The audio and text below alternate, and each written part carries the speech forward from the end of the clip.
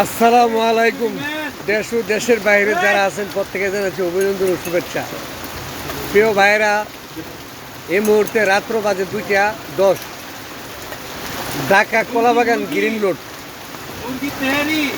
এবং green right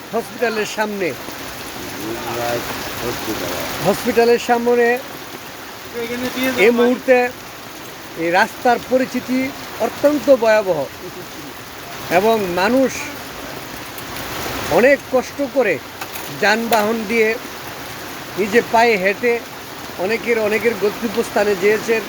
এখন এই মুহূর্তে রাত্র গভীর, সেই জন্য আল্লাহর রহমতে বৃষ্টি হচ্ছে এবং সেই ভিডিওটা না করে পারলাম না। প্রিয় ভাইয়েরা, আশা করি সকলে ভালো থাকবেন, সেটুকু আশা রেখে আমি আপনাদের বিদায় নিচ্ছি।